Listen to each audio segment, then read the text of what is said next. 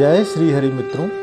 ब्रह्मांड की उत्पत्ति को लेकर बहुत सी कहानियां हैं जो रोचक तो लगती हैं लेकिन तर्क संगत नहीं होती हैं, और ब्रह्मांड की उत्पत्ति के संदर्भ में विज्ञान का एक अलग ही दृष्टिकोण है।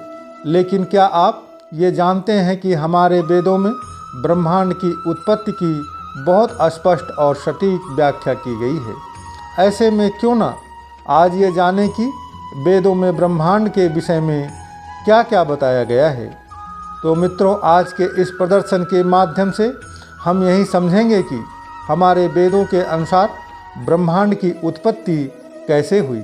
ये ब्रह्मांड अंडाकार है, इसमें जल या बर्फ और उसके बादल घिरे हुए हैं। जल की मात्रा से भी 10 गुना ज़्यादा ये ब्रह्मांड अग्नि तत्व से घिरा हुआ है, और अग्नि से भी 10 गुना ज़्यादा ये वायु तत्व से घिरा हुआ माना गया है।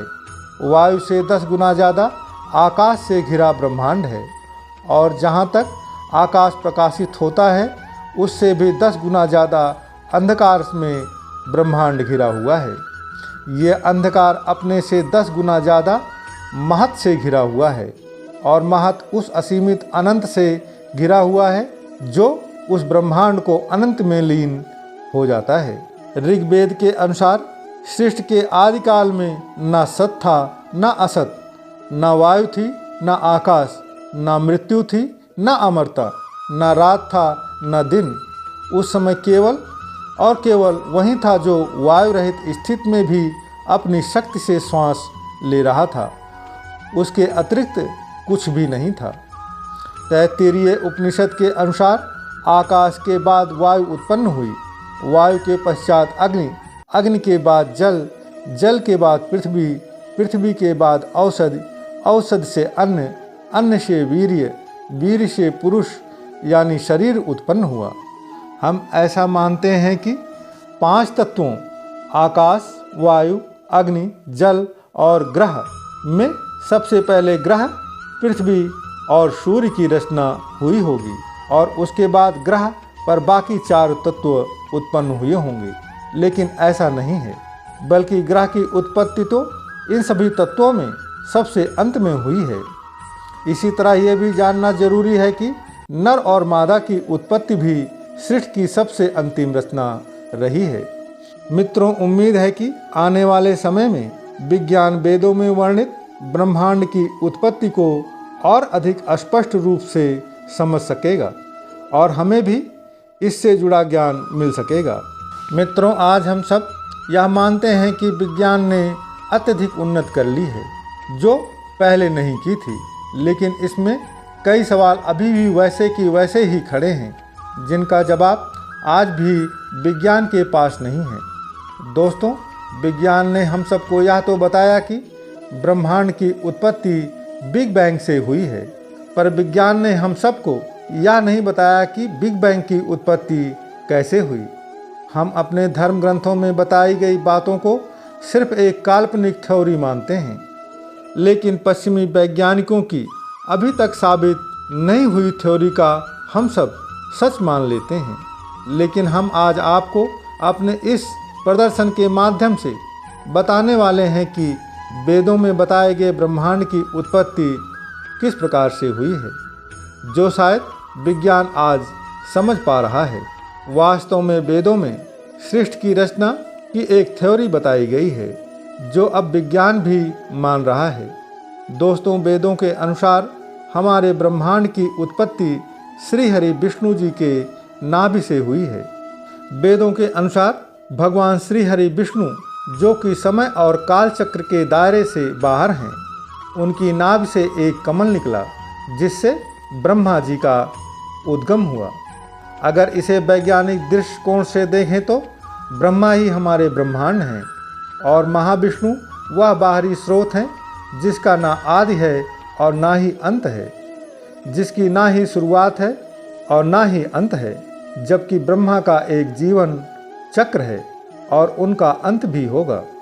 हमारे वेदों के अनुसार मनुष्यों का 1 वर्ष अर्थात देवताओं का 1 दिन, देवताओं के 12,000 वर्ष का एक महायुग होता है।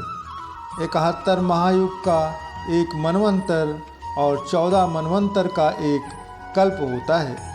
मतलब ब्रह्मा जी का एक दिन, ब्रह्मा जी का एक दिन जितना होता है उतनी ही ब्रह्मा जी की एक रात होती है। ब्रह्मा जी की एक दिन और एक रात्र को अहोरात्र कहते हैं। और इस प्रकार से ब्रह्मा जी की उम्र पूर्ण होने पर ब्रह्मा जी का अंत भी होता है। ब्रह्मा जी के अंत के साथ ही ब्रह्मांड का अंत भी निश्चित है और एक नए ब्रह्मा का जन्म होता है।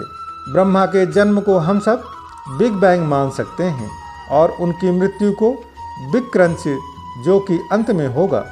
महाविष्णु जी की नाभि वह सिंगुलैरिटी है जिससे ब्रह्मांड बना है और अंत में उसी में मिल जाएगा। इसी गणना के पास आज हमारे वैज्ञानिक भी पहुंच पाए हैं। ब्रह्मा के 100 साल बीतने के बाद हमारा ब्रह्मांड भी नष्ट हो जाएगा। वैज्ञानिकों ने आज डायमेंशन अर्थात आयाम की बात को सत्य माना है, जबकि यह बात हमारे वेदों में बहुत पहले वर्णित की जा चुकी है। हमारे वेदों और पुराणों में बताया गया है कि विष्णु जी की नाभि अर्थात सिंगुलैरिटी से सिर्फ एक ब्रह्मा नहीं बल्कि कई ब्रह्मा उत्पन्न हुए हैं। यह ब्रह्मा हमारे ब्रह्मांड के जनक हैं, जबकि यहाँ पर कई और भी ब्रह्मा हैं जो कि हमारे भौतिक आयाम से हैं, जबकि हमारे वेदों में कई आयामों का वर्णन मिलता है। मित्रों, अभी तक वेदों के द्वारा वर्णित आयामों की संख्या 64 है, जिसका प्रदर्शन भी हमने अपने इसी चैनल पर डाला हुआ है, जिसका लिंक मैं आपको डिस्क्रिप्शन में दे दूंगा।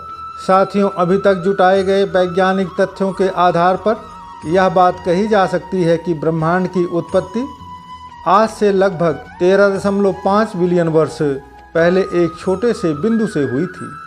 इस बिंदु की त्रिज्या एक प्रोटॉन के त्रिज्या से भी छोटी थी, पर इतने छोटे से जगह में इतना बड़ा ब्रह्मांड कैसे समा सकता है? इसके पीछे का कारण है हमारे ब्रह्मांड के जन्म के पहले कुछ क्षण, जिसमें यह फैलकर प्रोटॉन के आकार से बढ़कर लगभग अपने वर्तमान आकार से कुछ छोटे रूप में आ गया।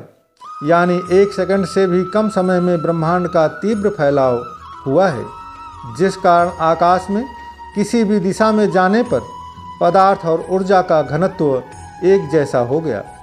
पर इस बात के सबूत क्या हैं? पहला सबसे बड़ा सबूत है माइक्रोवेव बैकग्राउंड रेडिएशन, जो कि ब्रह्मांड में हर बिंदु पर पाया जाता है।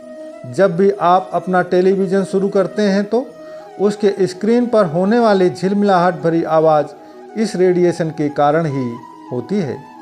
वैज्ञानिकों ने बहुत पहले यह भविष्यवाणी की थी कि ब्रह्मांड के जन्म के समय जो रेडिएशन रहा होगा उसके तरंगों की लंबाई इतनी फैल चुकी होगी कि वह अब माइक्रोवेव के रूप में चारों तरफ बिखरी होगी।